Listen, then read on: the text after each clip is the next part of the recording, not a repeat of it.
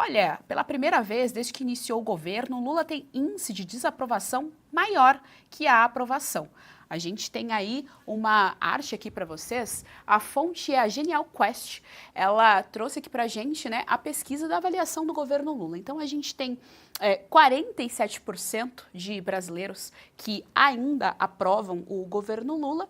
Temos 49% que desaprovam o governo Lula e não sabem ou não respondeu, somam 4% de brasileiros. Então a gente está vendo aí, ó, que a desaprovação do governo Lula, ela está quase beirando ali 50%, né, e está maior aí em 3 pontos em relação à aprovação.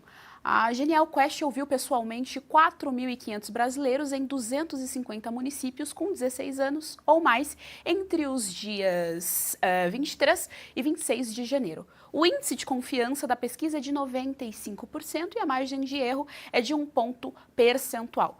Bruno Musa, a gente está vendo aí, nós estávamos conversando semana passada, Bruno Musa, inclusive fora, né, aqui da Revista Oeste, e a gente ficou admirado como ainda existem pessoas que acreditam no governo Lula, né? O nosso assunto era esse, assim, que era para além das ideologias, né, tudo aquilo que a carreira do Lula mostrou, que ele não é uma boa pessoa, né? Nem no âmbito privado, nem no âmbito público, mas ainda tem aí esse índice de aprovação da população brasileira, mas tem aí esse recorde inédito, digamos assim, né, de desaprovação, Bruno Musa. Pois é, aquilo que a gente estava conversando aquele dia à noite, que a gente estava na mesa batendo papo, eu, você e mais 5, 6 pessoas, e eu reitero isso nos meus vídeos e falo aqui.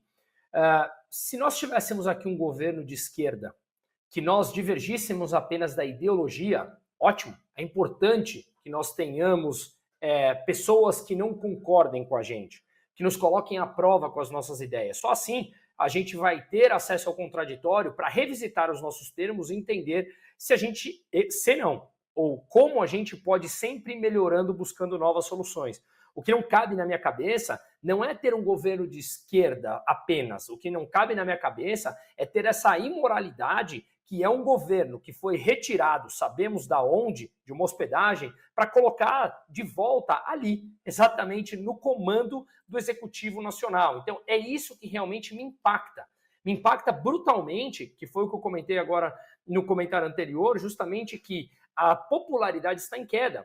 Para mim, isso ele deveria ter, como diz o nosso querido Serrão, o apoio de menos 13 pessoas. Mas me espanta que, apesar da queda, ainda tem 31% das pessoas, segundo a pesquisa, que apoia esse governo.